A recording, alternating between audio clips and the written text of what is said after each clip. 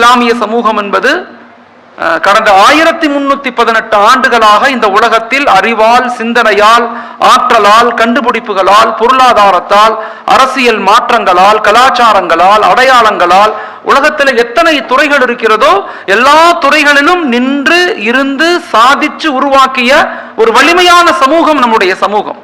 எல்லா காலங்களிலுமே ஒரு விதமான அழுத்தங்கள் ஏற்படுவது என்பது இயற்கையானது. அது நம்மளை விட்டு கடந்து போகும் இன்ஷா அல்லாஹ். சோ நபி ஸல்லல்லாஹு அலைஹி வஸல்லம் நமக்கு என்ன திட்டங்களை அமைச்சு கொடுத்தாங்க? மதீனாவுக்கு வரும்போது நபி ஸல்லல்லாஹு அலைஹி வஸல்லம் 4 விஷயங்களை தான் மையப்படுத்தி நகர்த்தினாங்க. ஒன்று, மக்களை அல்லாஹோடு இணைச்சாங்க. மக்களை நம்ம கூட இணைக்க கூடாது, மக்களை அல்லாஹோடு தான் இணைக்கணும், மக்களை குர்ஆனோடு இணைக்கணும், மக்களை நபியோடு இணைக்கணும். அதுதான் நம்முடைய பலம். ஈமான் தான் நம்முடைய பலம், ஈமான் தான் நம்முடைய வெற்றி, ஈமான் தான் நம்முடைய உயர்வு, ஈமான் தான் நம்முடைய முன்னேற்றம். ஈமானிய உணர்வில்லாத அறிவு, ஈமானிய உணர்வில்லாத பொருளாதாரம், ஈமானிய உணர்வில்லாத அதிகாரம் மாற்றங்களை ஏற்படுத்த முடியாது. இன்னைக்கு பிரச்சனை என்ன ஆயிடுச்சுன்னா, ஈமானிய உணர்வுள்ள மக்கள்லாம் நம்ம பள்ளிவாசலுக்குள்ள மதரசாக்களுக்குள்ள இருந்துடுறோம். ஈமானிய உணர்வில்லாத மக்கள் எல்லாம் சமூகத்தை மாற்ற போறோம்னு ரோட்டுக்கு போறதுனாலதான் சமூகம் முன்னேற முடியல. ரொம்ப ஆழமா நம்ம விளங்கிக்கணும். சிஏஏ பிரச்சனை நடக்குது, 2000 பேர் மக்கள் போராட்டத்துக்கு போறாங்க. ஆனா பாங்க சொன்னா அதே அந்த 10 பேர் தான் தொழுகைக்கு வர்றாங்க. இந்த எழுச்சி ஒருபோதும் மாற்றங்களை கொடுக்காது.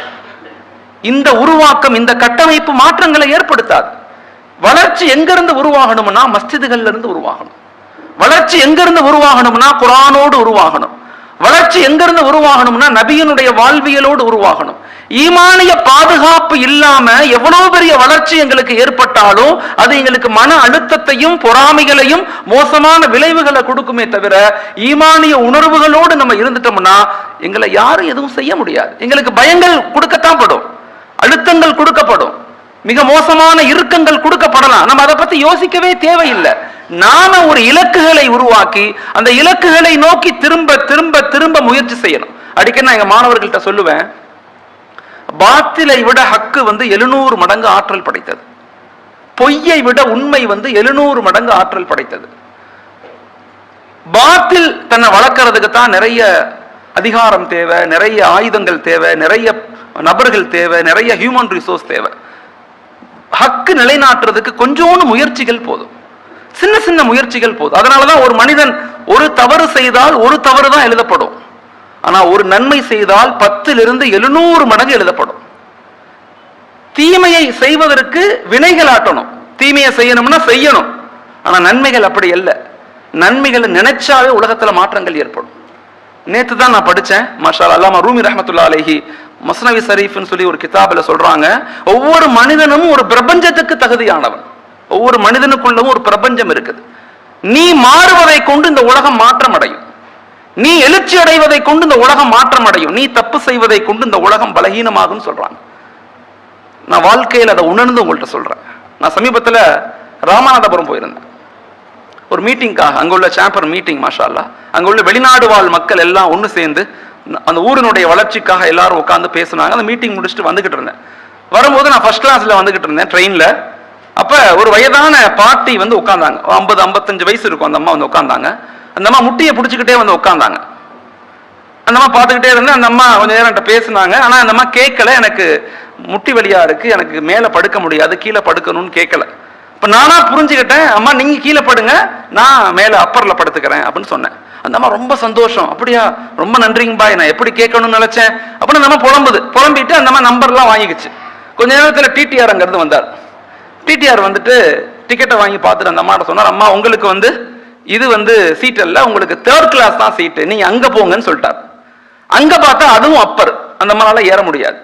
அந்த அம்மா என்கிட்ட கேட்க வருத்தப்படுது, அப்படி யோசிக்குது. இப்ப நான் சொன்னேன், பரவாயில்லங்கம்மா நீங்க இங்கேயே என் இடத்துல படுத்துக்கங்க, நான் என்ன செய்யறேன் 3rd கிளாஸ்க்கு நான் போயிடுறேன். நாங்க போயிட்டேன். வாழ்க்கையில என்ன மாற்றங்கள் ஏற்படுதுன்னு பாருங்க. நான் அங்க போயிட்டேன். அங்க போனா பார்த்தா எல்லாம் ஒரே கச்சமச்சம் ரொம்ப கஷ்டமா இருந்து, இருந்தாலும் படுத்து தூங்கிட்டேன். சைத்தான் மனசுக்குள்ள எனக்கு பெரிய உடசலை கொடுக்குறான், நீ எனக்கு அறிவு கட்டவனா இருக்க, அதை விட்டுட்டு போய் இங்க படுக்கிறேன்னு புலம்புது. படுத்து தூங்கிட்டேன். அடுத்த நாள் காலைல 10-11 மணிக்கு ஹாஜியார் அந்த அம்மா கால் பண்ணுது. எனக்கு 11 மணி இருக்கும். கால் பண்ணி, தம்பி நான் புதுக்கோட்டையில இருந்து பேசுறேன், நேற்று இடமெல்லாம் கொடுத்தீங்கல்ல, நான் புதுக்கோட்டையுடைய தாசில்தார், டெப்டி கலெக்டர். அந்த அம்மா நான் புதுக்கோட்டையுடைய தாசில்தார். நான் வந்து ஒரு ஆஃபீஸில் உட்காந்துருக்கிறேன். என் முன்னாடி ஒரு ஃபேமிலி நிற்கிறாங்க. அந்த அம்மா சொன்ன வார்த்தை நான் அப்படியே சொல்கிறேன். ஃபேமிலி நிற்கிறாங்க. அந்த ஃபேமிலி வந்து ஒரு இஸ்லாமிய ஃபேமிலி. அந்த ஃபேமிலி வந்து என்னிடத்துல 2 வருஷமா பட்டாவுக்காக கையெழுத்து போடுறதுக்காக டெய்லி வந்துட்டு போறாங்க. நான் வந்து அப்புறம் போடுறேன் இப்புறம் போறேன்னு நான் தவிர்த்துக்கிட்டே இருந்தேன். என்னன்னு தெரியல, நான் நேரம் பண்ண முடியல. இன்னைக்கு அந்த ஃபேமிலியை பார்த்தோன்னே எனக்கு உங்க ஞாபகம் வந்துருச்சு. நான் கூப்பிட்டு உடனே கையெழுத்து போட்டு சாங்ஷன் பண்ணிட்டேன். பண்ணிட்டு அந்த ஃபேமிலி எனக்கு தேங்க்ஸ் சொன்னாங்க, நன்றி சொன்னாங்க. அந்த ஃபேமிலியிட்ட நான் சொன்னேன், எனக்கு நன்றி செலுத்தாதீங்க, நேத்து ஒருத்தவர் எனக்கு படுக்கிறதுக்கு சீட்டு கொடுத்தாருல்ல அவருக்கு தேங்க்ஸ் சொன்னுங்கன்னு சொன்னாங்க. வாழ்க்கையில நாம செய்யக்கூடிய சின்ன சின்ன வேலைகள் இருக்குது உலகத்துல பெரும் மாற்றங்களை ஏற்படுத்தும். அந்த ஈமானிய உணர்வுகளோடு நபி நமக்கு என்ன வாழ்வியலை கற்றுக் கொடுத்தாங்களோ அந்த வாழ்வியலை நாம வாழ்க்கையில பின்பற்றும் போது எல்லா மனிதர்கள்ட்டையுமே, முஸ்லிம்கள்ட்ட மட்டும் நான் சொல்லல, முஸ்லிம்கள் ஈமானுங்கிறது that is not a superiority, ஈமானுங்கிறது தட் இஸ் எ ரெஸ்பான்சிபிலிட்டி. நாங்கள் முஸ்லிம்களாக இருக்கிறோம் அப்படிங்கிறது எங்களுக்கு பெருமை இல்லை. அவங்கெல்லாம் இஸ்லாத்துக்கு வரல, நாங்கெல்லாம் இஸ்லாத்துக்கு வந்துட்டோம் அப்படிங்கிறது எங்களுக்கு பெருமை இல்லை. எங்களுடைய ரெஸ்பான்சிபிலிட்டி, எங்களுடைய பொறுப்புகள். நாங்க முன்ன வந்திருக்கோம், அவங்க பின்னாடி வருவாங்க இன்ஷா அல்லாஹ். இப்ப எல்லா நிலையிலும் எல்லா மனிதர்களையும் நேசிக்கக்கூடியவங்களாக மாறணும் நம்ம. அப்ப ஈமானிய உணர்வு தான் நம்மளை உருவாக்கும், பாதுகாக்கும், மேம்படுத்தும். அதனால இந்த உலகத்தை பார்த்து நாங்க பயப்படவும் கூடாது, இந்த உலகத்துல நாங்க மயங்கியும் போயிடக்கூடாது. ரொம்ப ஆழமா நம்ம விளங்கிக்கணும். இந்த உலகத்தை பார்த்து நாங்க பயப்படக்கூடாது. எந்த நிலையிலும் இந்த உலகம் எங்களை பயமுறுத்தத்தான் செய்யும், ஆனா பயப்படக்கூடாது. நாங்க வலிமையாக இருக்கணும்னா எங்கள்கிட்ட ஈமானிய உணர்வுகள் இருந்தா எல்லா நிலையிலும் நாங்க வலிமையாக மாறுவோம். எங்கள்கிட்ட சில நண்பர்கள் கேட்பாங்க, எப்பயுமே நீங்க பிரிஸ்கா இருக்கீங்களே, காரணம் என்ன?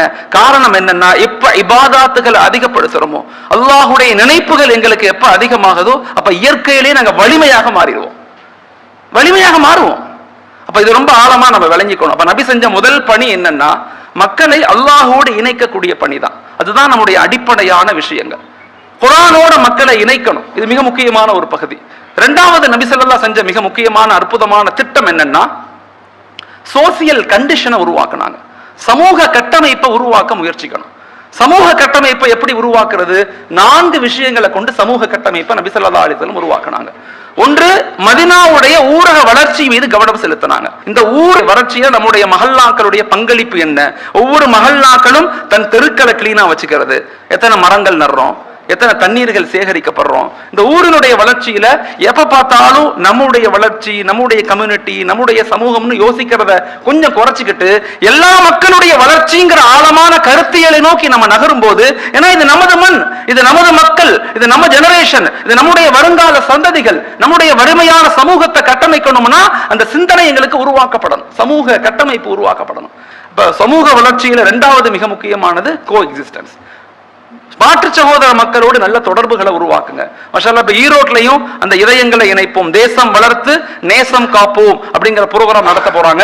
அங்க இருக்கக்கூடிய எல்லா மாற்று சகோதர மக்கள், செல்வந்தர்கள், சாமியார்கள், சர்ச்சில் உள்ள ஃபாதர்கள்லாம் அழைப்பு கொடுத்து ஒரு நல்ல அழகான புரோகிராம் ஒன்று பண்ணி நல்ல மக்களை கூட்டி வந்து நமது மண், நமது மக்கள் எல்லாரும் சேர்ந்து நம்முடைய மக்களை வலுப்படுத்தணும், நம்முடைய சிந்தனைகளை உருவாக்கணும், எல்லா நிலையிலும் நம்முடைய சமூகத்தினுடைய வளர்ச்சிக்கு நம்ம காரணமாக இருக்கணும், நம்ம எல்லாம் தொப்புள் கொடி உறவுகள் அப்படிங்கிற உணர்வுகளை அப்பப்ப நம்ம ஏற்படுத்தி கொண்டே இருக்கணும். இது காலத்தினுடைய அவசியம். நம்ம ஹக்க செய்யலன்னு சொன்னா பாத்தில் வீரியமாக மாறிடும். நல்ல ஆழமா நீங்க புரிஞ்சுக்கணும். நாம செய்யறத நம்ம செய்யலன்னு சொன்னா இயற்கையிலேயே பாத்தில் வந்து வீரியமாக மாற ஆரம்பிக்கும். வீரியமாக மாறின பிறகு மனிதர்களுக்கு மத்தியில மோசமான தாட் ப்ராசஸ் உருவாக்கப்படும். அதற்கு முன்னாடி நாங்க மக்களை கையில எடுத்து அவங்களுக்கு நல்ல சிந்தனைகளை, நல்ல கருத்துக்களை, அமைதிய, அன்பை, பரஸ்பரத்தை, இரக்கத்தை பகிர்ந்தளிக்க வேண்டிய பொறுப்பு நமக்கு இருக்குது அப்படிங்கிறத நம்ம உணரணும். ஏதோ நடக்குது, எங்கேயோ நடக்குது, அங்க நடக்குது, இங்க நடக்குது, நமக்கு நடக்காதுன்னு நம்ம நினைக்க கூடாது. இன்னைக்கு தமிழகத்தினுடைய வளர்ச்சியில பல பேர் காரணமாக இருந்தாலும் பெரியாரும் ஒரு காரணம். பெரியார் கிட்டத்தட்ட 20,000 மீட்டிங் பேசியிருக்கிறார், 20,000 மீட்டிங் பேசியிருக்கிறார். மக்களுக்கு மத்தியில சமூக ஒற்றுமை, சமத்துவம், சமூக நீதி அப்படிங்கிற கருத்தியலை மக்கள்கிட்ட ரொம்ப ஆழமாக யோசிக்க வச்சார். நம்மளும் அது போன்ற கருத்துக்களை மக்கள்கிட்ட பேசிக்கிட்டே இருக்கணும். உலகத்திலேயே சமூக நீதியை வலுவாக கட்டமைச்சது நபிகள் நாயகம் ஸல்லல்லாஹு அலைஹி வஸல்லம். முதல் முறையாக தீனை எடுத்து வைக்கும் போது அவங்க பெருசா வந்து ஈமான பத்தி பேசல, அவங்க மக்கள்கிட்ட பேசினதே சமூக நீதியை பத்தி தான் பேசினாங்க.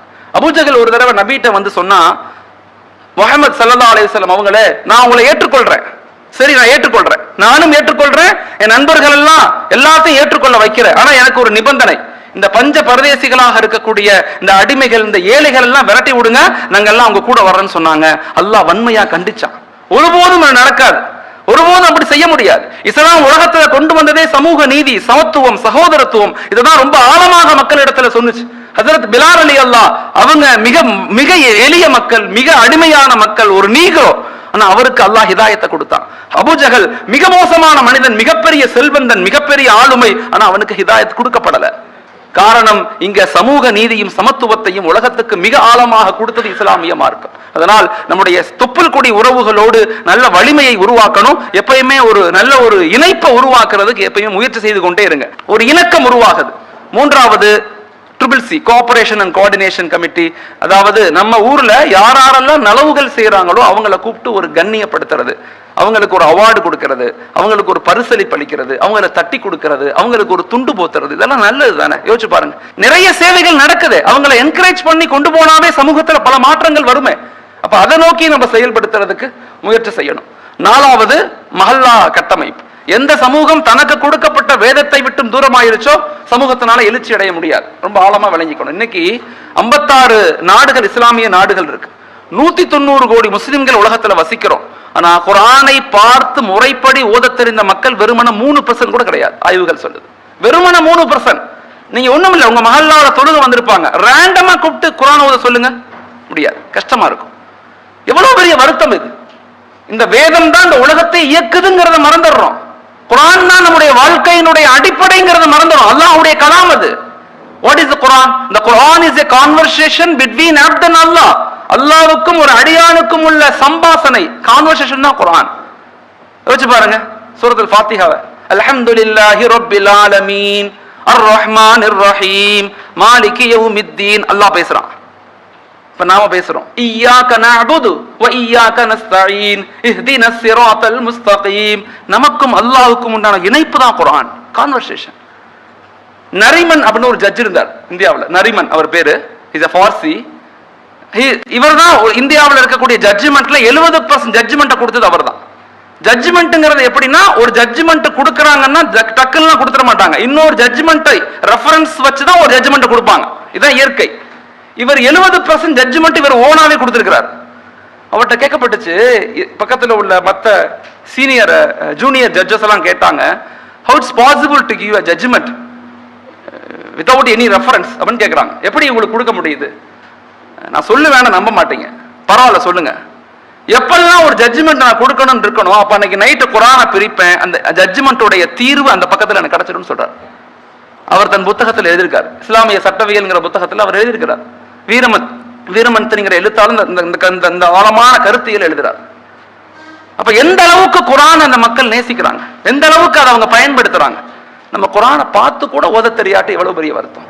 தயவு செய்து மஹல்லாக்கள் ஒரு இலக்குகளை உருவாக்குங்க. If you give Quran, Quran will give all. ஒரு சமுதாயத்துக்கு குர்ஆனை கற்றுக் கொடுங்கள், குர்ஆன் அனைத்தையும் கற்றுக் கொடுக்கும். வளர்ச்சி என்பது, மாற்றம் என்பதும், எழுச்சி என்பதும் வெறுமன அறிவு, வெறுமன அதிகாரம், வெறுமன பொருளாதாரம் இல்ல.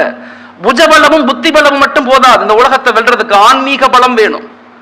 புஜபலமும் புத்தி பலமும் மட்டும் போதாது, ஆன்மீக பலம் வேணும். அது இருந்தாதான் இந்த உலகத்தில் உள்ள எல்லா பிரச்சனைகளையும் எதிர்த்து நிற்கக்கூடிய ஆற்றலும் அறிவும் ஆளுமையும் எங்க இருக்குன்னா அது ஈமான்ல தான் இருக்கு. குர்ஆனோட இணைங்க மக்களை. நபியினுடைய வாழ்வியலை மக்கள்கிட்ட கொண்டு போய் சேர்த்துருங்க. முன்னோர்களுடைய தியாகங்களை மக்கள்கிட்ட கொண்டு போய் சேர்த்துருங்க. அதை பத்தி பேசுங்க, அதை பத்தி யோசிங்க, அதை பத்தி டிஸ்கஷன் பண்ணுங்க.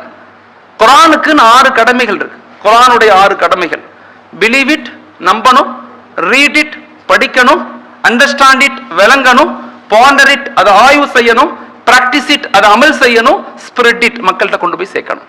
இது குர்ஆனுடைய கடமைகள். மறுமையில எல்லாரும் நம்மளை விட்டு போகும்போது நம்முடைய குர்ஆன் பக்கத்துல இருக்குமா? நம்ம அழுகும் போது சொல்லுமா, நீ அழுகாத, நான் இருக்கிறேன் உன் கூட, என்ன நீ உலகத்துல பாதுகாத்ததை போல நான் உன்னை பாதுகாக்கிறேன்னு சொல்லும். அந்த ஒளி நம்ம கூடயே வருமா? இமாம்கள் சொல்றாங்க, கபரில் இருந்து சொர்க்கத்துக்கு நீங்க நுழைய வரைக்கும் உங்களை விட்டு அகலவே அகலாது. ஏன்னா அது அல்லாஹ்வுடைய கலாம், அல்லாஹ்வுடைய வார்த்தை. அது மக்களை குர்ஆனோடு இணைங்க. இன்னைக்கு சமூகத்தினுடைய பிரச்சனையை ஈமானிய பற்றாக்குறைன்னு முதல்ல விளங்குங்க. வீடுகள்ல பிரச்சனை, மனைவி மக்களுக்கு பிரச்சனை, அத்தா அம்மாவுக்கு பிரச்சனை, கணவன் மனைவிக்கு பிரச்சனை, அண்ணன் தம்பிக்குள்ள பிரச்சனை. காரணம் இங்க ஈமானிய பலகீனம். விட்டு கொடுத்தல் இல்ல, அன்பு இல்ல, பரஸ்பரம் இல்ல, நபியினுடைய வாழ்வியல் இல்ல, குர்ஆனுடைய வாழ்க்கை இல்ல, பிரச்சனைகள், சண்டைகள், குழப்பங்கள் வந்து கொண்டே இருக்குது. இன்னைக்கு உளவியல் சொல்லுது, உளவியல் அடுத்த 10 வருஷத்துல உலகத்துல வரக்கூடிய மிக முக்கியமான ஒரு நோய் இருக்குது, மென்டல் ஹெல்த் டிசார்டர். அதுக்கு பேரு, அதாவது மென்டல் ஹெல்த் டிசார்டர்னா என்ன சொல்றதா, மனநல பாதிப்பு தான் உலகத்திலேயே மிக மோசமான நோய். அடுத்த 90% மக்களுக்கு அதான் வரப்போகுதுங்கிறாங்க. உளவியல் ரீதியா சொல்லுது, எப்ப இறைவனுடைய இணைப்பு ஏற்படுதோ, இமாம்கள் நமக்கு சொல்லிக் கொடுக்குறாங்க, அல்லாஹுடைய தொடர்பு ஏற்படுதோ, மனிதன் மிக சந்தோஷமாக மாறுறான். அதனால தயவு செய்து குர்ஆனை மக்களோட இணைக்க முயற்சி செய்யுங்க. இது ஒரு மஹல்லாவுடைய முதல் இலக்காக இருக்குது. இரண்டாவது, வறுமை ஒழிப்பு. உங்க மஹல்லாவில் எத்தனை பர்சன்ட் மக்கள் வறுமைக்கு கீழே இருக்கிறாங்க அப்படிங்கிறத கணக்கெடுத்துக் கொள்ளுங்க தயவு செய்து. இன்னைக்கு மொத்த இந்தியாவில் 100 முஸ்லிம்கள்ல 36 முஸ்லிம்கள் வறுமை கோட்டுக்கு கீழே இருக்கிறாங்க. 36% மக்கள் வறுமை கோட்டுக்கு கீழே இருக்கிறாங்க. ஆனா இதுல மிகப்பெரிய ஆச்சரியம் என்னன்னா, அது இந்தியாவில் தான் 36, ஆனா சவுத் இந்தியாவில் அது மிக குறைவுன்னு சொல்லப்படுது. சவுத் இந்தியாவில் அது மிக குறைவு. அது குறிப்பாக தமிழகத்தினுடைய கேரளாவில் அது இன்னும் குறைவு, நம்மளை விட குறைவு. தமிழகத்தில் 8-12% மக்கள் தான் 100 பேத்துல வறுமை கோட்டுக்கு கீழே இருக்கிறாங்க. நீங்க 90% மக்கள் ஒண்ணு சேர்ந்து அடுத்த ஒரே வருஷத்துல, 2 வருஷத்துல, 3 வருஷத்துல இன்ஷா அல்லாஹ் உங்க மஹல்லாவில இருந்து வறுமையை ஒழிக்க முடியுமானா முடியும் இன்ஷா அல்லாஹ். தயவு செய்து நான் அது என் நண்பரா உங்கள்ட்ட ரிக்வஸ்டா வைக்கிறேன், சில குடும்பங்களை போய் சந்திங்க, போய் பாருங்க, சில குடும்பங்களை போய் பாருங்க. நான் ஒரு ஊருக்கு போயிருந்தேன். அப்ப ஃபஜ்ர் முடிச்சுட்டு அவங்க ஒரு ஏழையான குடும்பங்களை சந்திக்கிறதுக்காக அந்த பள்ளி இமாம், அந்த பள்ளி பொறுப்புதாரி, நாங்க எல்லாம் போனோம். ஒரு வீட்டுக்கு போனோம். அந்த வீட்டுல வயதான சின்ன குட்டியோன்னு குழந்தை, ஒரு பாட்டி உட்கார்ந்தாங்க, ஒரு சின்ன குழந்தை நின்றுச்சு, ஒரு 3-4 வயசு 5 வயசு புள்ள. அந்த பிள்ளைகிட்ட என்ன பண்றீங்க, அம்மா எங்க, அம்மா வந்து கிளம்பிக்கிட்டு இருக்காங்க, வேலைக்கு கிளம்பிட்டு இருக்காங்கன்னு சொன்னிச்சு. அந்த அம்மா உள்ள சலாம் சொன்னோம், அந்த அம்மா உள்ள இருந்துச்சு. நாங்கள் பேசணும், நல்லா இருக்கீங்களா, எப்படி இருக்கீங்க, எத்தனை வருஷமா இருக்கீங்க, 8-9 வருஷமா இருக்கு. கணவன் வந்து இறந்து போயிட்டாரு. கணவன் இறந்து, என்ன செய்றீங்க, நான் வந்து இந்த தையல் கடையில் வேலை செய்கிறேன், தச்சு கொடுக்குற வேலை செய்கிறேன் அப்படின்னு சொன்னாங்க. உங்க எத்தனை பிள்ளைங்க, எனக்கு 3 பெண் குழந்தைங்க. என்ன பண்றீங்க, 2 பெண் குழந்தைங்க ஸ்கூலுக்கு போயிட்டாங்க, நான் கிளம்பிக்கிட்டு இருக்கேன். ஸோ இந்த குழந்தைகிட்ட நாங்கள் யதார்த்தமா கேட்டோம், சாப்பிட்டியான்னு கேட்டோம். அந்த குழந்தைகிட்ட 5 வயசு பிள்ளைகிட்ட. அந்த குழந்தை சாப்பிடலன்னு சொன்னிச்சு, காலை சாப்பாடு சாப்பிடல. ஏன் சாப்பிடலன்னு கேட்டேன். அந்த குழந்தை சொல்லுது, அஜர்த்துங்க, எங்க அக்காவுக்கும் எங்க வீட்டுல யாருக்குமே காலை சாப்பாடு கிடையாது. அந்த குழந்தை சொன்ன வார்த்தையை நான் அப்படியே உங்கள்கிட்ட சொல்றேன். எங்க வீட்டுல காலை சாப்பாடு யாருக்குமே கிடையாது. எங்க அம்மா என்ன செய்வாங்கன்னா, எனக்கு மட்டும் நைட்டு ரஸ்க் வாங்கி வைப்பாங்க, தண்ணியில ஊற போட்டு ரஸ்க் வச்சிருக்கிறாங்க. எங்க அக்காவும் எங்க 2 அக்காவும் ஸ்கூலுக்கு போன பிறகு எங்க அம்மா அந்த ரஸ்க் எனக்கு ஊட்டி விடுவாங்க, யாருக்கும் தெரியாம. நான் சாப்பிட்டுட்டு அப்புறம் நான் ஸ்கூலுக்கு போவேன் சொல்லிட்டு அந்த பிள்ளை அழுதுட்டு, அந்த குழந்தை அழுகுது. எங்க அம்மா சாப்பிடவே மாட்டாங்க, எங்க அக்காவும் சாப்பிட மாட்டாங்க. அந்த குழந்தை அழுகுது, 5 வயசு பிள்ளை. இதை பார்த்த அந்த முத்தவள்ளி தேம்பி அழுதார். அல்லாஹ் அக்கா சொல்றேன், அழுதார். சொன்னார், மௌலானா 8 வருஷமா இந்த ஃபேமிலி இங்க இருக்கிறாங்க, இந்த இருக்குது மஸ்ஜிது, இந்த இருக்கு என் வீடு, நான் ஒரு தடவை கூட இந்த ஃபேமிலியை நான் பார்த்தது இல்லை மௌலானா. அவர் சொன்ன வார்த்தை, பார்த்தது இல்லை மௌலானா. ஒரு நாளைக்கு நாங்க ஹோட்டலுக்கு போனா 2000 ரூபாய்க்கு சாப்பிடுறோம். 2000 ரூபாய்க்கு ஹோட்டலுக்கு போனோம், 2000 சாப்பிடுறோம். அந்த குடும்பத்துக்கு ஒரு நாளைக்கு 40 ரூபாய் காசு இல்லை. எப்படிப்பட்ட சமூகம் இருக்கு. இஸ்லாமிய சமூகத்தினுடைய பல வீழ்ச்சிகளுக்கு பல காரணங்கள் இருந்தாலும் ஏழையான மக்களுடைய சாபங்களும் ஒரு காரணம்ங்கிறத விளங்கிக்கணும். உண்மையிலேயே வருத்தப்பட்டு நான் சொல்றேன். ஒரு தடவை நபி ஸல்லல்லாஹு அலைஹி வஸல்லம் காலத்துல வஃபாத்துக்கு பிறகு ஹஸரத் அபூபக்கர் ரலியல்லாஹு அன்ஹு ஒவ்வொரு தொழுகை சுபஹுக்கு முடிஞ்சானே வேகமா எந்திரிச்சு வெளியே போனாங்க. வேகமா எந்திரிச்சு எல்லாரும் அப்படியே பாக்குறாங்க, எங்க போறாங்க இவங்க, எங்க போறாங்க. ஒரு தடவை உமர் ரலியல்லாஹு பின்னாடியே போனாங்க. இவர் எங்க போறாரு, டெய்லி போறாரு. பின்னாடியே போனா ஒரு குடிசை வீடு, அந்த வீட்டுக்குள்ள ஒரு வயதான பாட்டி உட்கார்ந்து இருக்காங்க, நடக்க முடியல. அபூபக்கர் ரலியல்லாஹு அந்த நாட்டினுடைய அரசர், கலீஃபா, வேகமா போன அந்த வீட்டுக்குள்ள போனாரு. வீட்டை ஃபுல்லா கிளீன் செஞ்சாரு, வீட்டை ஃபுல்லா சுத்தம் செஞ்சாரு. அந்த அம்மாவுக்கு சமைச்சாரு, பக்கத்துல சாப்பாட வச்சாரு. அந்த அம்மா எடுத்து சாப்பிடுது. டெய்லி நடக்குது, இது டெய்லி நடக்குது. ஒரு தடவை அபூபக்கர் ரலியல்லாஹு வஃபாத் ஆயிட்டாங்க, இறந்து போயிட்டாங்க. உமர் ரலியல்லாஹு ஆட்சிக்கு வந்துட்டாங்க, கலீஃபாவா இருக்கிறாங்க. அவங்க என்ன செய்யறாங்க, உடனே டெய்லி அபூபக்கர் ரலியல்லாஹு நண்பர் ஒருத்தவங்க வீட்டுக்கு போனாங்களே ஞாபகம் வந்து இவங்க அந்த வீட்டுக்கு போனாங்க. ஒண்ணுமே சொல்லல, வீட்டுக்குள்ள போனாரு, வீட்டை ஃபுல்லா சுத்தம் செஞ்சாரு, சாப்பாடு செஞ்சார், அந்த அம்மா பக்கத்துல வச்சார்.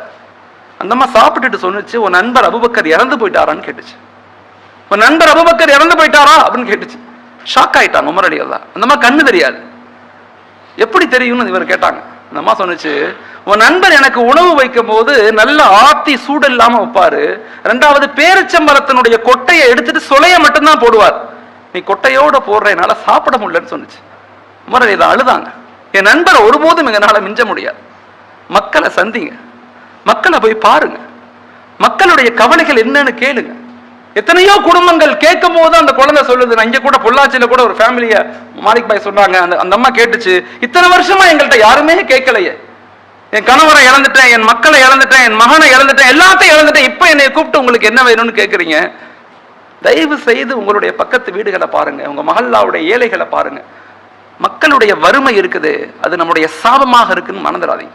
அதனாலதான் ஜக்காத், அதனாலதான் பைத்துல் மால் இதெல்லாம் உருவாக்கப்பட்டுச்சு. உணவுக்கு வழி இல்லை, கஷ்டப்படுறோம், சாப்பாட்டுக்கு வழி இல்லைன்னு ஒரு ஃபேமிலியை கூட விட்டுறாதீங்க, அந்த மஹல்லாவுல பரக்கத்து இல்லாம போயிடும். தயவு செய்து அதுக்கு முயற்சி செய்யுங்க. ஹெல்த்ல நம்ம சமுதாயம் ரொம்ப பெரிய கேர்லெஸ்ஸா தான் இருக்கிறோம். உண்மையிலேயே சொல்றேன், நிறைய இந்தியாவில் இருக்கக்கூடிய ஹாஸ்பிட்டல்ல அதிகம் போகக்கூடிய மக்கள் இஸ்லாமிய மக்கள். நம்முடைய அநேக காசு கிட்டத்தட்ட சொல்றாங்க 30% வருமானம் மருத்துவத்துக்கே போகுதுங்கிறாங்க. மருத்துவத்துக்கே போகுது. சின்ன சின்ன வயதுகள்ல நிறைய இளைஞர்கள் இறந்து போயிடுறாங்க. ஒரு ஆரோக்கியம் இல்லாத சமூகமா நம்ம ஆயிடுறோம். அதுலயும் குறிப்பாக நம்முடைய இளம் வாலிபர்கள் அல்லாஹ் பாதுகாக்கணும். 100 பேத்துல 22% மக்கள் இஸ்லாமிய வாலிபர்கள் ட்ரக்ஸ் பயன்படுத்துறாங்கன்னு சொல்றாங்க. இது எப்படி மீட்டெடுக்க போறோம்? வெறுமன பேசிக்கிட்டே இருந்தா மாற்றங்கள் ஏற்படாது. நான் சமீபத்தில் உளவுத்துறை ஐஜி ஈஸ்வரமூர்த்தி சார், அவரை நான் சந்திச்சேன். கிட்டத்தட்ட 1 மணி நேரம் எனக்கு டைம் கொடுத்தார். பல விஷயங்களை பத்தி நாங்க டிஸ்கஷன் பண்ணோம். அப்ப அவர் சொன்னாரு, உங்களுடைய மக்கள் வாலிபர்கள் 2 எக்ஸ்ட்ரீமுக்கு போயிட்டாங்க அஹ்மத், 2 எக்ஸ்ட்ரீமுக்கு போயிட்டாங்க. ஒன்னு பப், கிளப், என்டர்டைன்மெண்ட், ரேசிங், வாழ்க்கையில இப்படி ஒரு டீம் போகுது. இன்னொரு பக்கத்து பாத்தீங்கன்னா நாங்க அடிச்சா அப்படி அடிப்போம், இப்படி பேசுவோம்னு சொல்லி ஏதாவது பேசி என்ஐஏல அரசு ஆயிடுறாங்க. 100 பேர் என்ஐஏல அரெஸ்ட் பண்ணியிருக்கிறோம் நாங்க. இப்படி சொல்ற, வெளிப்படையா சொல்றாரு. உங்க வாலிபர்களுக்கு வழிகாட்டுங்க. அந்த ஒவ்வொரு மஹல்லாக்களையும் அவர் டேட்டா பேஸோட பேசுறாரு. எத்தனை % ட்ரக்ஸ் பண்றாங்க, எத்தனை பேர் ரேஸ்ல, அந்த பைக் ரேஸ்ல கலந்துக்கிட்டு எத்தனை பேர் இறந்து போயிட்டாங்க, இதுவரை கணக்கு சொல்றாரு. உங்க முஸ்லீம் இளைஞர்கள் எத்தனை பேர் இறந்து போயிருக்கிறாங்க. தயவு செய்து உங்க மஹல்லாக்களை ஹெல்தி சொசைட்டியா உருவாக்குறதுக்கு கைடன்ஸ் கொடுங்கிறாங்க. நான் சுருக்கமா சொல்றேன், ஹெல்தி லைஃபுக்கு 6 விஷயங்கள் தான் இம்பார்ட்டன்ட். நபி சொல்லி கொடுத்த முறை. இதெல்லாம் உங்க மஹல்லால பத்தி பேசுங்க, உங்க மஹல்லா மக்கள்கிட்ட பேசுங்க, உங்க மனைவிட்ட பேசுங்க, உங்க பிள்ளைங்கள்ட்ட பேசுங்க. ஆரோக்கியமான வாழ்விற்கு அடிப்படையா 6 விஷயங்களை பின்பற்ற சொல்லுங்க. அதிகாலை எழுந்திருக்கக்கூடிய சமூகமாக மாறணும். 2வது உடல் கழிவுகள் வெளியாக ஆரம்பிக்கணும். 3வது நல்ல உணவுகளை, ஆரோக்கியமான உணவுகளை சாப்பிடணும். ஜங்க் ஃபுட்டு, இந்த மாதிரி துரித உணவுகளை குறைச்சிக்கணும். 4வது உடற்பயிற்சி செய்யணும் டெய்லி. 5வது நல்ல உணவுகளை நல்ல மென்று சாப்பிடணும். 6வது இரவு 10 மணிக்குள்ள தூங்கக்கூடிய சமூகமாக மாறணும். ஆரோக்கியமான வாழ்விற்கு அடிப்படையான சில சுன்னத்தான முறைகள் நம்மகிட்ட இருக்குது, அதை நாங்க பின்பற்றுறது இல்லை. அதான் முயற்சிக்கணும். 4வது ஒரு மஹல்லா கவனம் செலுத்த வேண்டிய விஷயம் தரமான கல்வி, ஆளுமையான கல்வியை கொடுங்க. அதிகாரத்துக்கு நம்ம சமூகம் வராத வரைக்கும் ஒரு மாற்றங்கள் ஏற்பட போறதே இல்லை. அதனால தயவு செய்து உங்களுடைய மஹல்லாக்கள்ல அனைவருக்குமான கல்வி, அனைவருக்கும் உயர்கல்வி, அனைவரும் அதிகாரிகளாக மிகப்பெரிய ஆளுமைகளாக உருவாக்கப்படணும் அப்படிங்கறதுல தெளிவுருங்க. 5வது குடும்ப நிர்வாகத்தை கட்டமைங்க. குடும்பங்களுக்குள்ள அன்பை வெளிப்படுத்துங்க, விட்டு கொடுத்து போங்க, பெற்றோர்களை மதிக்க பழகுங்க. நம்ம சமூகத்துல முன்னோர்களை மதிக்காத எந்த சமூகமும் முன்னேறியதாக வரலாறு கிடையாதுங்கிறத முதல்ல தெரிஞ்சு கொள்ளுங்க. முன்னோர்களை குறை சொன்னோம்னா ஒருபோதும் நம்ம ஜெயிக்க மாட்டோம், தோத்து போயிடுவோம். மனசுல வச்சுக்கோங்க. அதுவும் பெற்றோர்கள் மீது ரொம்ப கவனம் செலுத்துங்க, அவங்களுக்கு கண்ணியம் கொடுங்க, அவங்கள ரொம்ப கேர் பண்ணிக்கங்க. தயவு செய்து அவங்களை அப்படியே ஏனோதான் வயசாக விட்டுறாதீங்க. மனைவி மக்கள்கிட்ட அன்பா நடந்து கொள்ளுங்க. வீடுகளுக்கு நேரம் கொடுங்க. வாழ்க்கையை 3 பகுதிகளா பிரிச்சுக்கங்க. 33% for your family, 33% for your business, 34% for your society. Life 100%ல 3 பகுதியா பிரிச்சு குடும்பங்களுக்கு நேரம் கொடுங்க, பிசினஸ் நல்லா உருவாக்குங்க, உங்களுடைய சமுதாயத்தை பத்தியும் கவலைப்படுங்க. சமுதாயத்துக்கு 1% கூட கொடுங்க. அல்லாஹ் சொல்றான், அல்லாஹ் 4 விதமான ப்ராமிசஸ் நமக்கு பண்றான் குர்ஆன்ல. 4 விதமான ப்ராமிசஸ், அதை மறந்துடாதீங்க. உங்க வீட்டுக்கு போனா உங்க மனைவி மக்கள்கிட்ட ஷேர் பண்ணுங்க. 1, ஃபதுஊஹு அஸ்தஜிபு லக்கும், என்னிடத்துல கேளுங்க நான் உங்களுக்கு கொடுப்பேன்னு சொல்றான், பதில் சொல்லுவேங்க. அல்லாஹ் வாக்குறுதி கொடுக்கறான், என்ன கூப்பிடுங்க நான் பதில் சொல்றேங்கிறான். ஃபதுஊஹு அஸ்தஜிபு லக்கும் இன் தன்சுருல்லாஹ யன்சுருக்கும், எனக்கு நீங்க உதவி செய்யுங்க உங்களுக்கு நான் உதவி செய்யறேன். இன் தன்சுருல்லாஹ அல்லாஹ்வுக்கு உதவி செய்யறதுன்னா யாரு? சமூகத்துக்கு உதவி செய்யறது. பைன் ஷக்கர்தும் லஅஸீதன்னக்கும், பைன் ஷக்கர்தும் லஅஸீதன்னக்கும், எனக்கு நன்றி செலுத்துங்க நான் உங்களுக்கு அதிகப்படுத்துறேங்கிறான். இதான் அல்லாஹ்வுடைய வாக்குறுதிகள், மறந்துடக்கூடாது. அல்லாஹ்வுடைய வாக்குறுதி. அல்லாஹ் ஒருபோதும் தன் வாக்குறுதியை மீற மாட்டான், ஒருபோதும் மீற மாட்டான். இன் தன்சுருல் அல்லாஹ் சொல்றான் கடைசியில, இன் ஷக்கர்தும் லஅஸீதன்னக்கும். நாலாவதா சொல்றான் ஃபதுக்குருனி அதுக்குருக்கும். நீங்க என்ன நினைங்க நான் உங்களை நினைக்கிறேங்கிறான். நீங்க என்ன நினைங்க நான் உங்களை நினைக்கிறேங்கிறான். எவ்வளவு பெரிய வாக்குறுதி, யோசிச்சு பாருங்க. நம்முடைய குடும்பங்களுக்கு ஷேர் செய்யணும். நாங்க சொர்க்கத்துக்கு போகும்போது என் மனைவியும் என் மக்களையும் கூட்டிக் கொண்டு சொர்க்கத்துக்கு போகணும், விட்டக்கூடாது. என் மனைவியும் மக்களையும் கூட்டிக் கொண்டு சொர்க்கத்துக்கு போகணும். தயவு செய்து இன்னைக்குள்ள கால சூழ்நிலையில தயவு செய்து சொல்றேன், குழந்தைகளையும் பெண்களையும் கலாச்சார மோகத்துல மூழ்கடிச்சிடாதீங்க. சீக்கிரமாக மாட்டிக்கிறாங்க கலாச்சார மோகத்துல. நம்முடைய பெண்கள், தாய்மார்கள், நம்முடைய குழந்தைகள் ரொம்ப கேர்ஃபுல்லா குடும்ப விஷயத்துல இருக்கு. ஆறாவது, பெண்கள் மேம்பாடு. பெண்கள் மீது அதிகம் கவனம் செலுத்துங்க. பெண்கள் தான் சமூகத்தினுடைய அச்சாணிகள். ஒரு ஆண் படித்தால் அவன் படித்தான், ஒரு பெண் படித்தால் ஒரு சமூகமே படிக்கும்னு சொல்றான். தமிழுடைய இலக்கியங்கள் மிக ஆழமா சொல்றது. ஒரு ஆண் படித்தால் அவன் படித்தான், ஒரு பெண் படித்தால் ஒரு சமூகமே படிக்குங்கிறாங்க. ஒரு சமூக எழுச்சியில பெண்களுடைய பங்களிப்பு ரொம்ப பெருசு. இந்தியாவில் வாழக்கூடிய சமூகத்திலேயே 50% மேல ஹியூமன் ரிசோர்ஸா இல்லாத ஒரு சமூகம் இஸ்லாமிய பெண்கள்னு சொல்றான் ஆய்வு சொல்லு. நம்முடைய பெண்களுக்கு தீனும் கிடைக்கல, துனியாவும் கிடைக்கலங்கிறான். சரி, தீன்லையாவது நல்ல தொழுகை இபாதத்துல தஹஜ்ஜுக்கு எழுந்து நல்ல பெண்களாக நம்ம சமூகத்தினுடைய பெண்கள் அல்லாஹ்வோட இணைஞ்சிட்டாங்கன்னா அதுவும் ரொம்ப குறைவா இருக்கு. இன்னொரு பக்கத்து நல்லா படிச்சு பெரியாளாகி நம்முடைய குழந்தைகளை உருவாக்கிட்டாங்களா அதுலயும் குறைவாக இருக்கிறாங்க. சோ அதை நம்ம சரி செய்யணும். நம்முடைய பெண்கள் வலிமையானவங்க. நம்முடைய பெண்கள் மற்ற பெண்களை விட சிந்தனை ரீதியாக ஆளுமை மிக்கவங்க. அவங்கள்ட்ட ஈமான் இருக்குது. தயவு செய்து அவங்கள கையில எடுங்க, அவங்கள்ட்ட உட்கார்ந்து பேசுங்க. எத்தனை பேர் நீங்க உங்க மனைவி மக்கள் உட்கார்ந்து பேசுறீங்க? மனதுல கை வச்சு பாருங்க. வாழ்க்கை முழுக்க பிஸியா இருக்கும். எனக்காவது ஒரு நேரம் வச்சு பக்கத்துல உட்கார்ந்து நாம அவங்களுக்கு சாப்பாடு பரிமாறி, என்னமா எனக்கு துவா செஞ்சியா, தொழுதியா, குழந்தைக்காக நீ துவா செஞ்சியா, கேளுங்க, மனதை விட்டு பேசுங்க. எத்தனை பிரச்சனைகள் இருந்தாலும் ஒரே ஒரு நன்மையை வச்சு மனைவியோடு சந்தோஷமா வாடுங்க. அதே மாதிரி பெண்களும் எத்தனை பிரச்சனை இருந்தாலும் கணவன்கிட்ட ஒரு நன்மையை மையமாக வச்சு சந்தோஷமா வாடுங்க. வாழ்க்கையை நரகமா மாத்திடக்கூடாது. பெண்களை நல்ல நேசிங்க. நபி சொன்னாங்க, உங்களுடைய மனைவியிடத்துல நல்லவராக இருந்தவர் மட்டும்தான் சமூகத்தில் நல்லவராக இருக்க முடியும். அதனால மனைவி மக்களை ரொம்ப ஆழமா நேசிக்க ஆரம்பிங்க. ஏழாவது, சுத்தம் சுகாதாரம். நான் முதல்ல சொன்னேன், இன்னைக்கு உள்ள சூழ்நிலையில எக்காலஜி, நம்முடைய சூழ்நிலைகள் ரொம்ப மோசமா போயிருச்சு. அதனால தயவு செய்து நம்முடைய வீடுகளில் குப்பைகளை பராமரிக்கிறது, நீர்களை ரொம்ப கம்மியா செலவழிக்கிறது, ரெடியூஸ் ரீயூஸ் ரீசைக்கிள் அப்படிங்கிற ஒரு ஃபார்முலா சொல்றாங்க. நம்முடைய வாழ்க்கையை புதுசு புதுசா தேவையில்லாம நிறைய வாங்காதீங்க, பழசையே திரும்ப பயன்படுத்த யோசிங்க. இன்னைக்கு எக்காலஜி மாற்றத்தினால தண்ணீர் பற்றாக்குறை வரப்போகுதுங்கிறான். உலகத்துல மிகப்பெரிய சூடு அதிகமாகுதுங்கிறான், நிறைய பிரச்சனைகள் அதிகமாகுதுங்கிறான். இப்ப இதெல்லாம் சரி செய்யணும்னா நாம ஒவ்வொரு நிலைகள்லையுமே இந்த உலகத்துல நாங்க அனுபவிக்கிறதுக்கு மட்டுமல்ல, இந்த உலகத்தை பாதுகாக்க வேண்டிய பொறுப்பு நமக்கு இருக்குதுன்னு விளங்கிக் கொள்ளுங்க. அதனாலதான் இமாம்கள் நமக்கு சொல்றாங்க, அசிய ஹலீஃபா, நம்ம எல்லாம் ஹலீஃபாக்களாக இருக்கிறோம், நம்ம இடத்துல ரெண்டு பொறுப்பு இருக்குது. ஒன்று என்ன பொறுப்புன்னு சொன்னா இபாதத், இறைவனுக்கு செய்ய வேண்டிய கடமை. இன்னொன்னு இருக்குது இமாரத், மனிதர்களுக்கு செய்ய வேண்டிய கடமை, உயிர்களுக்கு செய்ய வேண்டிய கடமை, உயிரற்றவைகளுக்கு செய்ய வேண்டிய கடமை. எல்லாத்தையும் நம்ம செய்யணும். ஒரு மரம் வெட்டப்படுதுன்னா நம்ம ஏன்னு கேட்கணும், தண்ணீர் வேஸ்ட் ஆகுதுன்னா அதை தடுக்கணும், மலைகள் குடையப்படுதுன்னா அது ஏன்னு கேட்கணும். இது நம்முடைய கடமை, இது நம்முடைய கடமை. எனக்கன்னு வாழ்க்கையை வாழ்ந்துட்டு போயிடக்கூடாது. அதுவும் அசிய முஸ்லிம்களாக ஹலீஃபாகளா இருக்கக்கூடிய நாம, நமக்கு நிறைய ரெஸ்பான்சிபிலிட்டிஸ் இருக்கு, அதை விட்டுறக்கூடாது. நான் இப்ப சொல்றது உங்களுக்கு புரியுதா புரியலையான்னு தெரியல, ஆனா மிக முக்கியமான பணிங்கிறத மறந்துடாதீங்க. தயவு செய்து அப்படிப்பட்ட ஒரு வாழ்க்கையை வாழ முயற்சி செய்யுங்க. எட்டாவதாக பொருளாதார வளர்ச்சி. உங்க வியாபாரங்களை நல்லா செய்யுங்க, திறம்பட செய்யுங்க, கற்றுக்கொண்டே இருங்க, வாழ்க்கையில கற்றுக்கொண்டே இருங்க. நம்முடைய சமூகத்துல பொருளாதாரம் சுதந்திரம் வாங்கும் போது 28% இருந்த நம்முடைய ஜிடிபி உடைய பங்களிப்பு இன்னைக்கு 3% குறைஞ்சு போச்சுங்கிறாங்க.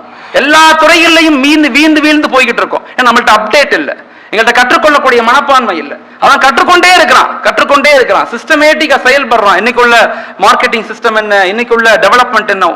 மார்வாடி நண்பர்கள் இருக்காங்களே, மார்வாடி சகோதர மக்கள் நண்பர்கள் தான், அவங்க நம்ம நண்பர்கள் தான். மொத்த இந்தியாவிலேயே 1.5 கோடி பேர் தான் இருக்கிறாங்க. ஆனா மொத்த இந்தியாவுடைய ஜிடிபி வளர்ச்சியில 24% பங்களிக்கிறாங்க. இந்தியா முழுக்க நாங்க 25 கோடி பேர் இருக்கிறோம், 25 crores people இருக்கும் முஸ்லிம்கள். ஆனா எங்களுடைய பங்களிப்பு இந்திய வளர்ச்சியில வெறுமன 3% கூட இல்லைங்கிறாங்க. வலுவாக மாறணும். we are not liability of India. இந்தியாவுடைய சுமைகள் கிடையாது, நாம இந்தியாவுடைய சொத்துக்கள், we are the asset of India. அதை நாங்க நிரூபிக்கணும். நாங்க அசைக்க முடியாத ஒரு இடத்துக்கு போயிட்டா யாரும் எங்களை ஒண்ணுமே செய்ய முடியாது. யோசிச்சு பாருங்க, அசைக்க முடியாத இடத்துக்கு நாங்க போகணும் இல்ல, நாங்க பலகீனமா இருக்கிறதுனாலதான் நசுக்கப்படுறோம். பலகீனமா இருக்கிறதுனால தானே குறை சொல்லப்படுறோம். பலகீனமா இருக்கிறதுனால உரிமைகளும் சுதந்திரங்களும் பறிக்கப்பட்ட மக்களாக மாறுறோம். ஏன் நாங்க பலகீனமா இருக்கிறோம்? நாங்க வலுவாக மாறணும். அதனால ரியாக்ஷன் பண்றதை விட அது சரியில்லை, இது சரியில்லை, அவங்க திட்டம் போட்டுட்டாங்க, அவங்க சூழ்ச்சி பண்றாங்க, அவங்க செய்யதான் செய்வாங்க. நாம என்ன செஞ்சோம்? அதான் இங்க கேள்வி. நாம என்ன செஞ்சோம்? நாம நம்முடைய சமூகத்தை மீட்டெடுக்கணும். நம்ம இளைஞர்களை கூப்பிட்டு பேசணும். ஒவ்வொரு மஹல்லாக்களையும் இளைஞர்களுக்கான வகுப்புகளை நடத்துங்க. நான் தொடர்ந்து இதுவரையும் கிட்டத்தட்ட ஒரு 40,000க்கும் மேற்பட்ட இஸ்லாமிய இளைஞர்கள்ட்ட பேசிக்கிட்டே வர்றோம். தமிழகம் முழுக்க பேசிக்கிட்டே வர்றோம். எல்லா இளைஞர்களுக்கும் சரியான ஒரு உணர்வு வந்துருச்சு. ஆனா அவங்கள சரியான ஆக்கப்பூர்வமான வளர்ச்சியில ஏற்படுத்தணும். உணர்ச்சி வசப்பட்டு கத்தி போராட்டம் பண்ணி எங்கேயாவது மாட்டிக்க கூடாது. அவங்கள முழுக்க முழுக்க இந்தியாவுடைய வளர்ச்சியில, அறிவு சார்ந்த வளர்ச்சியில, பொருளாதாரம் சார்ந்த வளர்ச்சியில, அதிகாரம் சார்ந்த வளர்ச்சியில பயிற்சி கொடுத்து அவங்கள ஃபிட் பண்ணணும். இன்றைய காலம் இருக்குது. அடுத்த 10 வருஷமோ 20 வருஷமோ நம்ம அமைதியாக இருக்க வேண்டிய காலம். உணர்ச்சி வசப்படக்கூடாது. உணர்ச்சி வசப்பட்டு எந்த புண்ணியமும் இல்லை. நாங்க இன்னைக்கு அறிவு வசப்படணும். யார்கிட்ட உணர்ச்சி வசப்படணும்னா அல்லாட்ட தான் உணர்ச்சி வசப்படணும். அல்லாட்ட உணர்வு ரீதியா இறங்கணும், மனிதர்கள்ட்ட அறிவு ரீதியா இறங்கணும். ரொம்ப ஆழமா இதை புரிஞ்சுக்கணும். நீங்க நேர் மாற்றமா அல்லாட்ட அறிவுபூர்வமா போயிட்டோம். அது கூடுமா கூடாதா, இது கூடுமா கூடாதா, இப்படியே வாழ்க்கை முழுக்க சண்டை போட்டுக்கிட்டே இருக்கிறோம். இங்கிட்டு அங்க போய் உணர்வு ரீதியா கத்தும் போது என்ன செய்ய உள்ள வச்சிடறோம். ரொம்ப பேசுற நீ போயிடறோம். அல்லாட்ட உணர்வு ரீதியா மாறணும். சமூகத்திட்ட அறிவு ரீதியா போகணும். அமைதியா இருக்கணும். இன்னைக்கு உள்ள நிலையே அவங்க எதிர்பார்க்கறது நம்ம அமைதியா இருக்கணும். எதையுமே பேசக்கூடாது. அரசியல், அக்கீதா, நான் எப்பவுமே எங்க மக்கள்கிட்ட அடிக்கடி சொல்லுவேன், டீம் மெம்பர்ஸ்கிட்ட 3 விஷயங்களை வாழ்க்கையில பேசாதீங்க. ஒன்று அக்காயித் பேசாதீங்க. மசாயில் அது உலமாக்கள் பேசுவாங்க, அவங்க படிச்சிருக்கிறாங்க, அவங்க பேசுவாங்க. நம்ம கூடும் கூடாதுன்னு பேசுறதுக்கு நமக்கு உரிமை கிடையாது. பேசிக்கிட்டு தான் கடந்த 300 வருஷமா கீழே போயிட்டோம். அதை பேசக்கூடாது. அதை பேசவே வேணாம். 2வது அரசியல் பேசக்கூடாது. சோ கால்டு பாலிடிக்ஸ் பேசக்கூடாது. சோ கால்டு அது இந்த கட்சி அந்த கட்சி இந்த கட்சி எல்லாம் பேசக்கூடாது. 3வது முன்னோர்களை குறை சொல்லக்கூடாது. அவங்க சரியில்லை முன்னாடி பண்ணவங்க அப்படி சொல்லவே கூடாது. அவங்க காலத்துல அவங்க சிறப்பா செஞ்சுட்டாங்க. இது நம்ம காலம், நம்ம சிறப்பா செய்யணும். நம்ம வளர்ச்சியை பத்தி தான் பேசணும். வளர்ச்சி, மேம்பாடு, உருவாக்கம், டெவலப்மெண்ட் இப்படித்தான் பேசணுமே தவிர அது சரியில்லை, இது சரியில்லை, அவங்க சரியில்லை இப்படிங்கிற வார்த்தையே நீங்க வாயிலிருந்து வரக்கூடாது. நெகட்டிவாவே பேசாதீங்க, பாசிட்டிவா பேசுங்க. உளவியல்ல பெசிமிசம், ஆப்டிமிசம்னு 2 கருத்து இருக்கு. பெசிமிசம், ஆப்டிமிசம் இது ஒரு பெரிய பாடம். உளவியல் ரீதியா பெரிய உதாரணம் சொல்லணும்னா, உலகத்துல மொத்தமே 2 மைண்ட் செட் தான். 2 மைண்ட் செட். ஒன்னு சோசியல் மைண்ட் செட், இன்னொன்னு capturing mind set. Capturing mind செட்னா அடுத்தவங்களை குறை கண்டுபிடிக்கிறது, நம்மள சுப்பீரியமா நினைக்கிறது, நாங்க சிறந்தவங்கன்னு அவங்களாலே நினைச்சுக்கிறது. இது ஒரு மைண்ட் செட் பீப்பிள் இருப்பாங்க. இன்னொரு மக்கள் இருப்பாங்க, அவங்க சோசியல் மைண்ட் செட். பரவாயில்ல விடுங்க போலனா, நம்ம பண்ணிக்கலாம், நான் முயற்சி செய்யறேன், நான் காசு கொடுக்குறேன், நான் இப்படி சில பேர் இருப்பாங்க. இந்த சோசியல் மைண்ட் செட்டுடைய மக்களை கொண்டுதான் உலகம் இயங்குது. கேப்சரிங் மைண்ட் செட்டுடைய மக்கள் இருந்தாங்கன்னா தயவு செய்து அவங்க நெகட்டிவ் தாட்ஸ் பீப்புளை கொஞ்சம் உட்கார்ந்து பேசி சரி செய்யறதுக்கு முயற்சி செய்யுங்க. அவங்கள ஒதுக்கிறாதீங்க, குறை சொல்லாதீங்க. எல்லா நிலையிலும் பொருளாதாரத்துல ஒரு வலுவுடைய மக்களாக மாத்திக்க முயற்சி செய்யுங்க. 9வது சமூக கட்டமைப்பு. 9வது சமூக கட்டமைப்பு. நம்முடைய தொப்புள் கொடி உறவுகளோடு நல்ல இணக்கத்தை ஏற்படுத்துங்க, நல்ல சிந்தனைகளை பகிருங்க, அவங்கள கண்ணியப்படுத்துங்க, அவங்களுக்கு தேவையான சில உதவிகள் செய்யுங்க. மஸ்ஜிதுகள்ல இருந்து சில உணவுகளை கொடுங்க, கல்வி உதவிகள் செய்யுங்க. இறுதியாக 10வது நாட்டுப்பற்று. எப்ப பேசினாலும் நாடுங்கிறத மையப்படுத்தி பேசுங்க. நாமங்கிறத மையப்படுத்தி பேசாதீங்க, நாடுங்கிறத மையப்படுத்தி பேசுங்க. அதான் மிக முக்கியமானது. இன்னைக்கு தப்பு செய்யறவங்க எல்லாரும் நாட்டுப்பற்றுங்கிற அந்த போர்வைக்குள்ளதான் இருக்கிறாங்க. உண்மையாக நாட்டுக்கு உழைத்து இழந்து அர்ப்பணிச்சு தியாகம் செஞ்சு உயிரை விட்டு எல்லாமே பண்ணது இஸ்லாமிய சகோதர மக்கள்.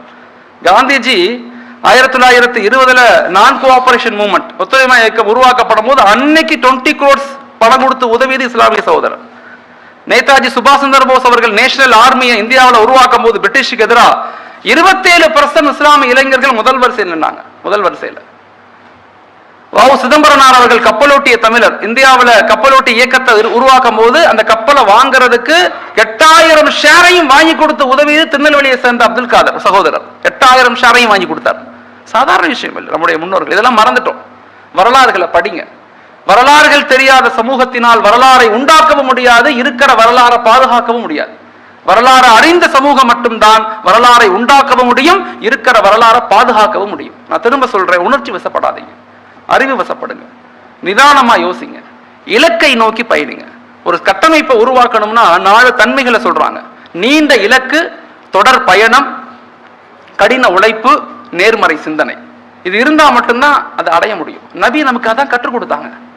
உலகத்திலேயே வெறுமன 23 வருஷத்துல 1318 ஆண்டுகள் ஆளக்கூடிய ஒரு சமூகத்தை உருவாக்குறது சாதாரணம் இல்லை. யோசிச்சு பாருங்க, வரலாறு திருப்புங்க. ஒரு சாம்ராஜ்யம் உருவாகிறதுக்கு 200-300 வருஷம் ஆகும். ஆனா நபி உருவாக்கிய 13 நூற்றாண்டுகள் வெறுமன 23 வருஷத்துல உருவாக்கப்பட்டது. அதுலயும் குறிப்பா அந்த மதீனாவுடைய 10 வருஷம் தான். அந்த 13 வருஷமும் கஷ்டம், அடி உததான். அந்த 10 வருஷத்துல இவ்வளவு பெரிய எழுச்சி எப்படி உண்டானுச்சு? வரலாற்று ஆசிரியர்கள்லாம் ஆச்சரியப்படுறான். அவ்வளவு பெரிய ஆய்வுகள் நம்மகிட்ட இருக்குது, அவ்வளவு பெரிய சிந்தனைகள், அவ்வளவு பெரிய கட்டமைப்பு, அவ்வளவு பெரிய படிப்பு, அவ்வளவு பெரிய எல்லாம் இருக்குது. வரலாறுகளை படிங்க, நம்மகிட்ட எல்லா தன்மைகளும் இருக்கு. ஒரு சிஸ்டத்தை நீங்க இம்ப்ளிமெண்ட் பண்ணணும்னா, இந்த 10 விஷயங்களை உங்க மஹல்லாவுல கொண்டு போகணும்னா உங்கள்கிட்ட சில குவாலிஃபிகேஷன் வேணும்.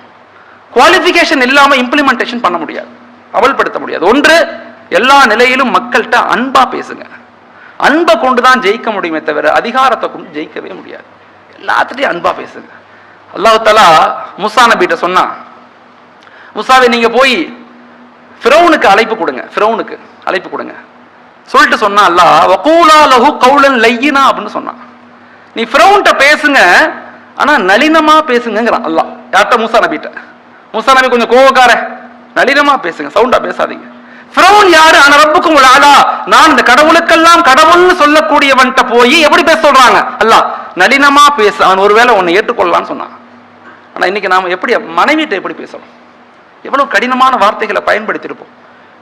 மகன்கிட்ட எப்படி பேசுறோம்? எம்ப்ளாய்ட்ட எப்படி பேசுறோம்? நண்பர்கள்ட்ட நம்ம பேசும்போது நாக்கு புடிஞ்சு சாகர மாதிரில சில இடத்துல பேசுறோம். நாக்கு பிடிச்சிட்டு அவன் நினைச்சுக்கோ, நான் பேசுற பேச்சுல அவன் நாக்க பிடிச்சி சாவணும், அப்படி அளவுக்கு நாங்க பேசுறோமா இல்லையா? இது என்ன நினைக்கும்? யோசிச்சு பாருங்க. அன்பா பேசுங்க, அன்பை வெளிப்படுத்துங்க, அன்பான வார்த்தைகளை பயன்படுத்துங்க. அல்லாஹ் நம்மளை நேசிக்கிற மாதிரி எல்லாத்தையும் நேசிங்க. அல்லாஹ் நம்மளை மன்னிக்கிற மாதிரி எல்லாத்தையும் மன்னிச்சிருங்க. யாரையும் தண்டிச்சிடாதீங்க. 2வது குணம் இருக்குது. அந்த குணம் என்னன்னா அக்செப்டன்ஸ். மக்களை ஏற்றுக்கொள்ளுங்க. எல்லாரும் ஒரே மாதிரி இருக்க மாட்டாங்க, எல்லாரும் வேற வேற மாதிரி தான் இருப்பாங்க. அந்த வேற வேற மக்களை தீனுக்கு பயன்படுத்துங்க, விட்டுறாதீங்க. சில பேர் நல்லா சிரிச்சவங்களா இருப்பாங்க, சில பேர் கொஞ்சம் உருன்னு இருப்பாங்க, சில பேர் கொஞ்சம் நல்லா அழகா ஜோக் அடிச்சுக்கிட்டே இருப்பாரு, சில பேர் கோவப்பட்டுக்கிட்டே இருப்பாரு. எப்படி வேணா இருந்துட்டு போறாங்க. அவங்க எல்லாத்தையும் தீனுக்கு சாதகமா பயன்படுத்துங்க. அபூபக்கர் ரலியல்லாஹு வேற மாதிரி இருந்தாங்க, உமர் ரலியல்லாஹு வேற மாதிரி இருந்தாங்க, உஸ்மான் ரலியல்லாஹு வேற மாதிரி இருந்தாங்க, அலி ரலியல்லாஹு வேற மாதிரி இருந்தாங்க. ஆனா எல்லாத்தையும் தீனுக்கு சாதகமா நபி பயன்படுத்தினாங்க. அப்படிப்பட்ட ஆற்றலை உருவாக்கி கொள்ளுங்க. 3வது குணம் இருக்குதே மன்னித்தல். மக்களை மன்னிச்சிருங்க, தண்டிச்சிடாதீங்க. ஃபத்ஹ் மக்காவுக்கு முன்னாடி எல்லா சஹாபாக்களும் ரசூலை சந்திக்க வர்றாங்க. அப்போ ஒரு சஹாபி வந்தாரு. அவர் ஹாலித் இப்னு வலீத் ரலியல்லாஹுடைய அண்ணன் வந்தார். கையை கொடுத்து சொன்னாரு, யா ரசூலல்லாஹ், நல்லா இருக்கீங்களா? நபி கேட்டாங்க, நீங்க ஹாலித் இப்னு வலீத் ரலியல்லாஹுடைய அண்ணன் தானேன்னு கேட்டாங்க. ஆமா. உங்க தம்பியை கேட்டதா சொல்லுங்க. உங்க தம்பி ஏன் என்ன புரிஞ்சுக்க மாட்டேங்கிறார்? ஹாலித் இப்னு வலீத் ரலியல்லாஹு யாருன்னா, பத்ர்ல வந்தது எதிரியாக, உஹதுல வந்தது எதிரியாக, கந்தக்ல வந்தது எதிரியாக மட்டும் இல்ல, ரசூலை கொலை செய்யணும்னு உறுதி எடுத்தவர். நபி கேட்டாங்க, உங்க தம்பி என்ன புரிஞ்சுக்க மாட்டேங்கிறார், நான் கேட்டதா சொல்லுங்க, நான் அவரை துவா செஞ்சதா சொல்லுங்க. போனாங்க, தம்பிகிட்ட போய் கை கொடுத்து சொன்னாங்க, நபி உங்களை கேட்டாங்க. முகமது என்ன கேட்டாங்களா? ஆமா, உங்களைத்தான் கேட்டாங்க, உங்களை விசாரிச்சாங்க. அழுதாரு. அழுதுகிட்ட சட்டையை கழட்டிட்டு, சட்டை இல்லாம அப்படியே ரோட்ல வர்றாரு. யா ரசூலல்லாஹ், என்ன மன்னிச்சிடுங்க. கை பிடிச்சார். அஷ்ஹது அல்லா இலாஹ இல்லல்லாஹ் வ அஷ்ஹது அன்ன முஹம்மது ரசூலுல்லாஹ். கலிமா சொல்லி இஸ்லாத்துக்கு வந்துட்டார். மக்களை மன்னிங்க, மக்களை தண்டிக்க நினைக்காதீங்க. அண்ணன் தம்பியை மன்னிக்கிறது இல்லை, அத்தா மகனை மன்னிக்கிறது இல்லை, மகன் அம்மாவை மன்னிக்கிறது இல்லை. இது என்ன வாழ்க்கை? இது உறவுகளை சேர்ந்து வாழுங்க, உறவுகளை இணைத்து வாழுங்க. உறவுகளோடு சேர்ந்து வாழ்றதுதான் நம்முடைய வாழ்க்கையினுடைய தத்துவமே. முன்னாடி எல்லாம் மவுத் ரொம்ப தூரம் இருந்துச்சு ஹாஜியார், இப்பெல்லாம் மவுத் பக்கத்துல வந்துருச்சு. இன்னைக்கு பேசுறோம், நாளைக்கு மவுத்தா போயிடும், காணா போயிடும். அதனால தயவு செய்து உறவுகளை மன்னிச்சு சேர்ந்து வாழ முயற்சி பண்ணுங்க. 4வது, உம்மத்துக்காக துவா செய்யுங்க. எல்லா நிலையிலும் சமூகத்துடைய நிலை, மனித இனமே பாதிப்பை நோக்கி நகருது. இந்த மனித இனமே அழிவை நோக்கி நகருது. எல்லா ரீதியாகவும் மனிதர்களும் சரி, விலங்குகளும் சரி, எக்காலஜியும் சரி, சூழ்நிலைகளும் சரி, எல்லாமே மிக மோசமான நிலைக்கு தள்ளப்படுது. இன்னைக்கு நம்ம நிறைய துவா செய்யணும், நிறைய தான தர்மங்கள் செய்யுங்க. மக்களுக்கு தண்ணீர் தாகங்கள் கொடுங்க. எப்பயுமே இப்பெல்லாம் அடிக்கடி சொல்றது, கார்ல எப்பயுமே நான் 10 பாட்டில் தண்ணி பாக்கெட் வச்சுக்குவேன். எங்கெல்லாம் போறணும் அங்கெல்லாம் மக்கள்கிட்ட அப்படி கொடுத்துட்டு போறது. சாக்லேட் வச்சுக்கோங்க, பிஸ்கட் பாக்கெட் வச்சுக்கோங்க. ரோடுகள்ல போகும்போது யாருக்காவது 2 கொடுங்க. கொடுத்துக்கிட்டே போங்க. மக்களை சிரிக்க வச்சுக்கிட்டே இருங்க, சிரிக்க வச்சுக்கிட்டே இருங்க. மக்களை சந்தோஷப்படுத்திக்கிட்டே இருங்க. அல்லாஹ் சந்தோஷம் அடைவான். நம்முடைய அழிவு தள்ளி போடப்படும்னு இமாம்கள் சொல்றாங்க. நம்முடைய பாதிப்புகள் குறையப்படும், அல்லாஹுடைய கோபங்கள் குறையும்னு சொல்லப்படுது. மனிதர்களுடைய செயல்கள் தான் இந்த உலகத்தினுடைய மோசமான நிலைக்கு காரணம். அன்பை கொண்டும், இணைப்பை கொண்டும், துவாக்களை கொண்டும், அமல்களை கொண்டும், இபாதாத்துகளை கொண்டும், உதவிகளை கொண்டும் இந்த சமூகத்தை வலிமையான சமூகமா உருவாக்கணும். ஒரு இலக்குகளோடு, திட்டங்களோடு பயணிக்கக்கூடிய மக்களாக அல்லாஹ் என்னையும் உங்களையும் ஆக்கி அருளணும். தொடர்ந்து பயணிக்கக்கூடியவங்களாக, வெறுமன கேட்டுட்டு போயிடாம வாழ்க்கையில் அதை செயல்படுத்தக்கூடிய, முறைப்படி செய்யக்கூடிய மக்களாக அல்லாஹ் என்னையும் உங்களையும் ஆக்கி அருளணும். அஸ்ஸலாமு அலைக்கும் வரஹ்மத்துல்லாஹி தஆலா.